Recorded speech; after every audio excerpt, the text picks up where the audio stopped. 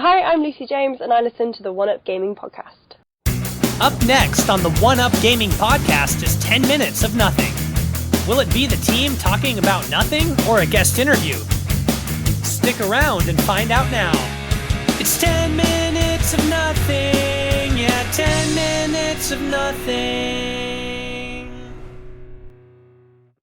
Still David, still One Up Gaming, still episode 405 of this week's podcast. So, for this 10 minutes of nothing, I am going to do something strange. And that is, I'm going to talk about the European Championships. And mainly England, because I am English. I might talk a little bit about Scotland as well while I'm in this sort of situation. Because with my surname, my family members, like my granddad and that, were proper Scottish. So I do have affinity to Scotland as well. So if anyone doesn't know, 10 minutes of nothing is me talking about random stuff for 10 minutes. And the emphasis of the show is to let me talk rubbish and drivel.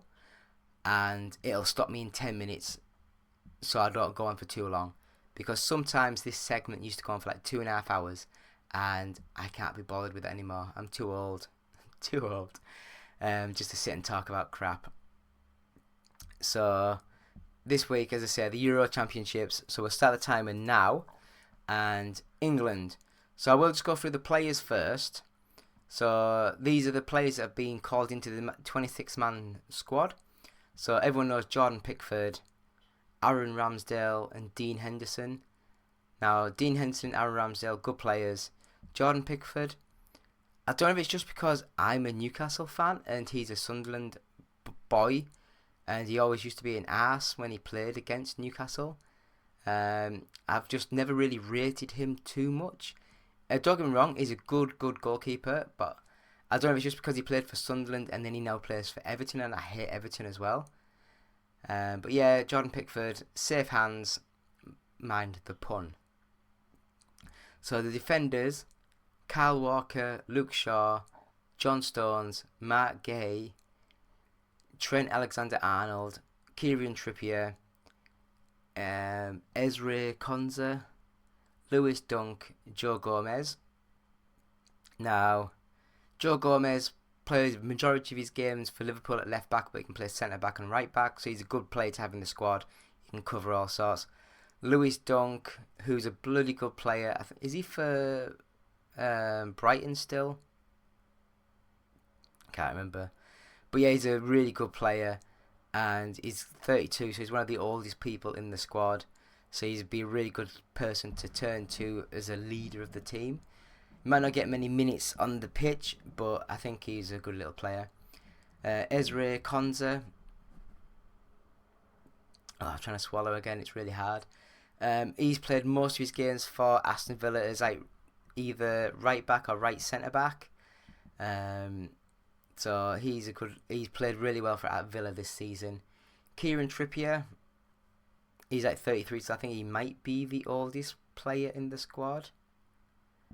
But yeah, he's a really good player. I really enjoy him. I think for the last 6 months, I don't know if he just wanted to be out of Newcastle or there was injury issues or things. He just wasn't the same sort of player. He just kept giving the ball away. Wasn't great. So I'm amazed he's in the England squad, to be honest. But he's playing as left back. Next up we have Trent Alexander-Arnold, which is weird because he went for like 2-3 years where Gareth Southgate just wouldn't pick him at all, and now he's coming to the starting 11 as a midfielder, which is weird. Don't get me wrong, he's a bloody good player, but he's a right back who can't really defend, so he likes to get forward. He might be better as a wing, just playing on the right wing, like David Beckham style sort of role. But I think in midfield, he kind of gets lost. Because when you're playing either left back or right back, you've got the pitch line at the right of... Say you're playing right back. No one can come from the side of you or from behind you because that's the confines of the pitch. So you only have to have like a peripheral vision from your left side up to front. Whereas when you're in centre midfield, you have to be able to keep an eye around full 360 degree of keeping your surroundings around you.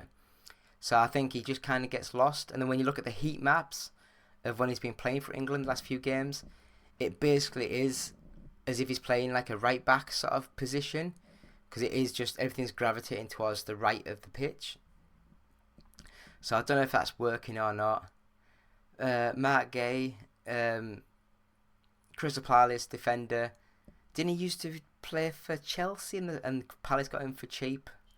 But he's a really good player. He's really played really well for England.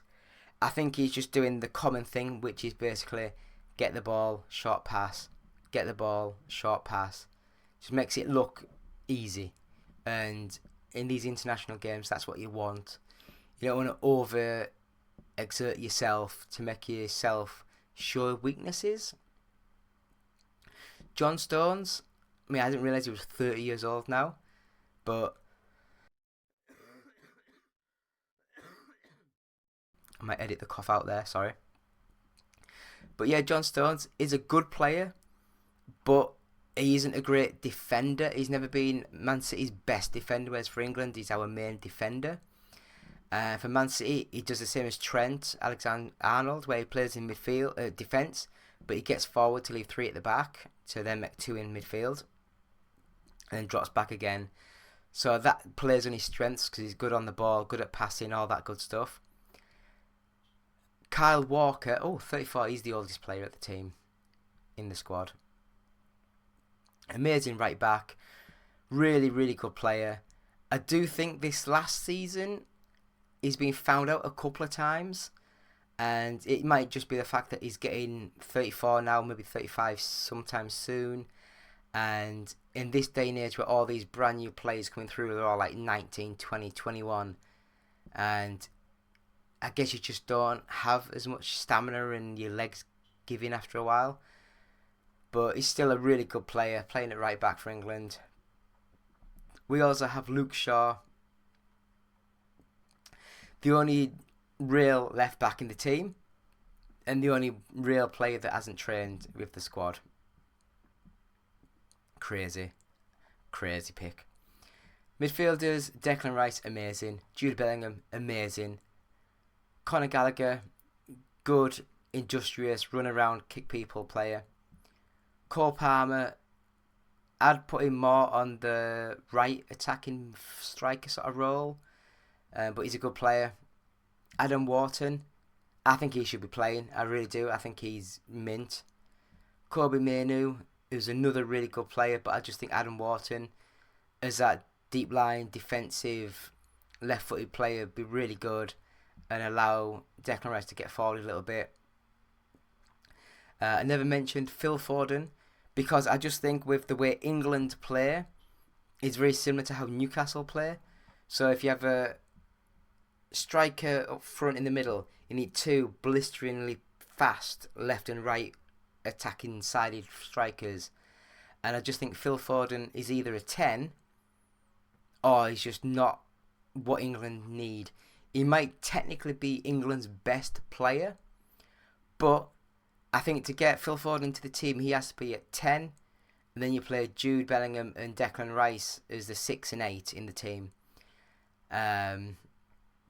Phil Foden on the left isn't great because he's not going to give you width, and then doubly bad is the fact that Kieran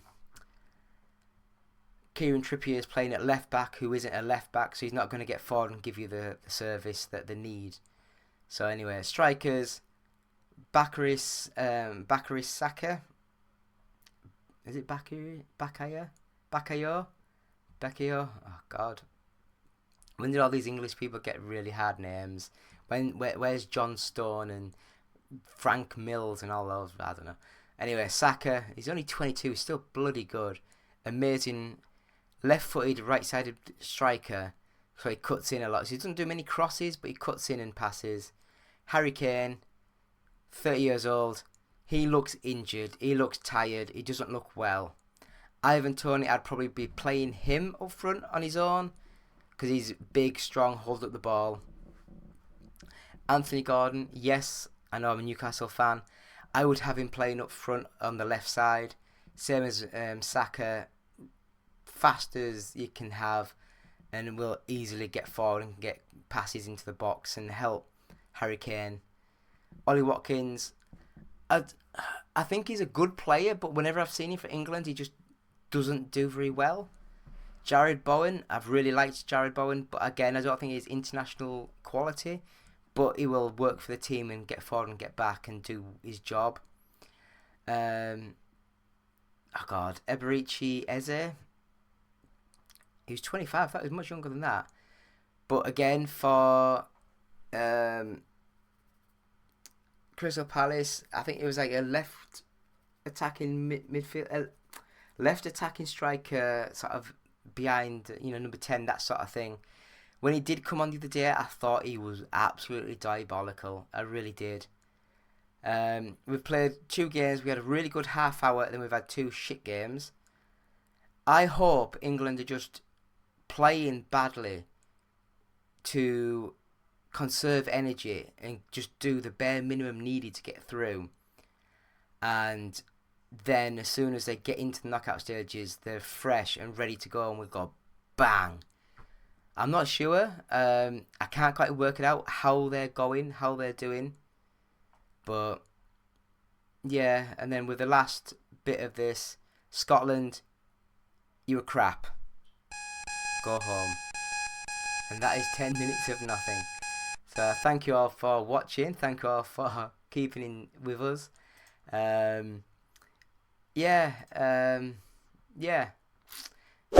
Subscribe, bell the icon, comment on us. Let us know, what do you think? Do you think England could go all the way? Do you think England are just massively underachieving? Yeah, just let us know. Leave comments. So we're back in a couple of seconds with the goodbyes.